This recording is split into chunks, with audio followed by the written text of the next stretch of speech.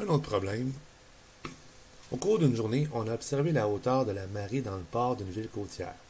Par rapport à la ligne de démarcation, la variation V de la marée est définie par la règle V est égale à 1,5 cos de parenthèse 2 pi t sur 13, où t est le temps écoulé en heures depuis minuit et V est exprimé en mètres.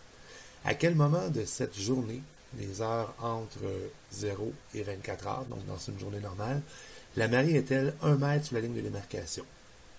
Bon, fait que ici, ce problème-là, on a le domaine qui est défini entre minuit et minuit. Donc, dans une journée normale, qui se trouve à être du temps, donc c'est des heures, et on se trouve à avoir la hauteur qui est définie en mètres. On veut savoir, nous, quand est-ce que la marée, elle est 1 mètre sous la ligne de démarcation. Donc, on parle en fait d'une marée qui est à moins 1 mètre. Si on regarde nos paramètres ici, on a l'amplitude qui est égale à 1,5 mètres. Donc, ça veut dire que le maximum en mètres de hauteur que la marée atteint, c'est 1,5 mètres. Et le minimum, c'est 1,5 mètres sous le niveau de la mer qu'on va appeler, dans le fond, comment c'est marqué, la ligne de démarcation. On a le paramètre B qui est égal à 2 pi sur 13. Une belle cochonnerie. Donc, si on fait 2 pi divisé par 2 pi sur 13, moi, je vais multiplier par l'inverse. Donc, fois 13 sur 2 pi. Les 2 pi s'annulent. Je vais avoir la période. Donc, j'ai une période de 13 heures. C'est-à-dire que ma marée, si une journée, elle se trouve à être à, je sais pas, 5 heures, ben le lendemain, elle va être décalée. Parce que la marée est pour 12 heures, ça aurait été symétrique. Ça aurait été beau si j'avais fait ça, mais malheureusement, c'est pas ça. Alors, ce que je vais faire, c'est que je vais tracer, dans ce cas-là, mon axe des axes. Je vais représenter ma courbe. Moi, j'aime ça, avoir une visualisation de tout ça. Et mon axe des ordonnées.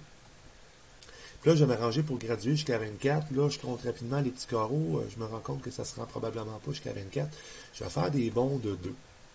Donc, ça, mettons, c'est 2, 4, 6, 8, 10. On est toujours en heures. 12 heures est important. 14, 16, 18, 20, 22, 24. Là, finalement, je me serais probablement rendu jusqu'à 24, mais bon, je vais être paresseux, je ne recommencerai pas.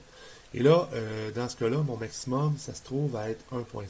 Fait que là, en ordonnée, ça, ici, je vais juste remarquer qu'on se trouve à avoir des heures. Puis ici, on se trouve à avoir des mètres. Alors, ça, mettons, ça c'est 1 mètre, 2 mètres, moins 1 mètre, moins 2 mètres. Et nous, on veut que notre marée, on veut savoir quand est-ce qu'elle est de 1 mètre sous la ligne de démarcation. Je vais tout de suite dessiner la fameuse ligne à 1 mètre sous la ligne de démarcation, qui est un peu croche. Alors, je vais recommencer ma job, mon travail. Désolé pour mon anglicisme. Anglicisme, en tout cas, peu importe. Alors, si je me fais à mon amplitude, j'ai un maximum de 1,5. Fait que je vais tracer ma ligne qui correspond à mon maximum. Un minimum à moins 1,5. J'ai pas de paramètre là. J'ai une période de 13 heures. J'ai une fonction cosinus qui est positive. Alors, hurrah, je vais tracer ma fonction cosinus positive. Il n'y a pas de déphasage dans ce problème-là. Ça signifie que mon problème part au maximum. Et que 13 heures plus tard, je vais revenir au même point. Au maximum. Et à 26 heures, qui est rendu la deuxième journée, je vais être aussi au maximum. Le milieu de tout ça, donc à 6h30, 2, 4, 6h30, à peu près là, je vais être à mon minimum. Ça veut dire que 6h30 après 13h, donc ça c'est 6h30 qui est là, 6h30, et si je fais 13h plus 6h30, j'arrive à 19h30, donc à 19h30, qui est à peu près précis, donc 19h30, je vais être aussi au minimum. Donc ça ici c'est 19h30. Je vais faire des petites flèches. Désolé, je ne suis pas un maître de la belle écriture. Alors, je vais tracer ma courbe, toujours approximative.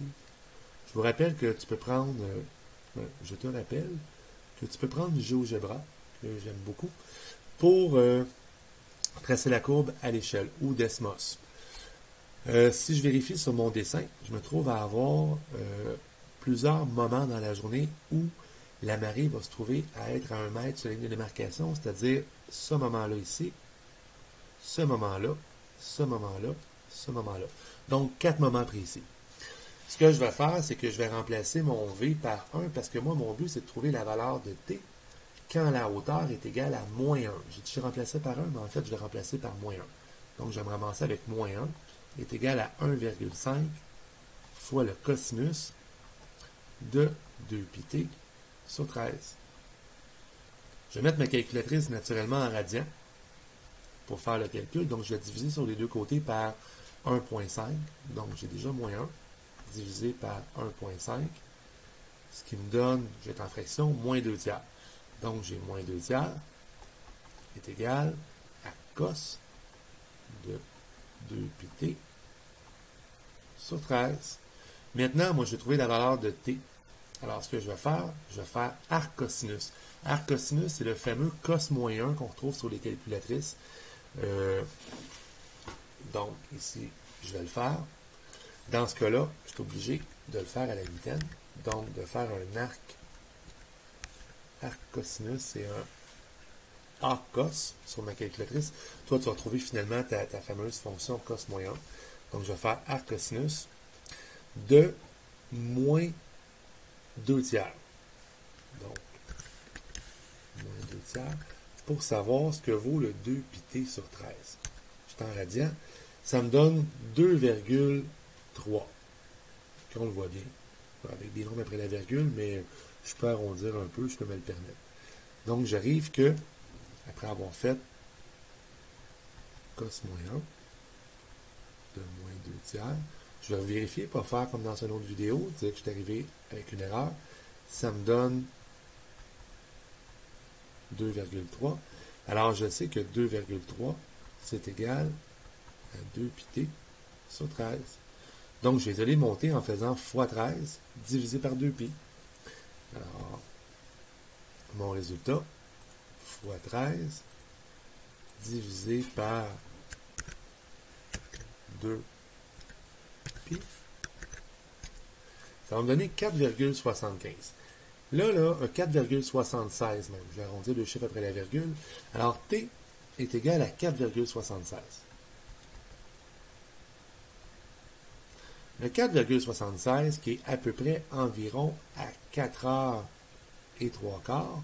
4 heures et 3 quarts, ben, on sait qu'un quart d'heure, c'est 15 minutes, donc on parle d'environ 4 heures 45 minutes. Ben, ça va correspondre à ce moment-là qui est ici. Ce moment-là, qui est 4 heures 45 minutes, va être symétrique par rapport à mon minimum. Donc, la différence de temps entre 4 heures 45, si je fais 6h30 moins 4h45, je vais avoir quoi? Je vais avoir, en fait, 1h30 plus 15 minutes, je vais avoir 1h45. Alors, l'écart qui est ici, qui est de environ, qui est précisément, j'arrondis un peu, de 1h45, va être le même de l'autre côté. Alors, ce temps-là ici va être de 1h45 plus tard que 6h30. Donc, on va arriver, en fait, à 8h25. Alors, j'ai un moment qui est à 4h45, un autre moment qui était à 8h25. Pour trouver les deux autres moments ici, tout ce que je vais faire, je vais additionner ma période. Donc, je vais faire, par rapport à cette réponse-là, plus 13 heures. Fait que je vais arriver à 17h45 et je vais faire la même chose ici, plus 13 heures, et je vais arriver à 21h45.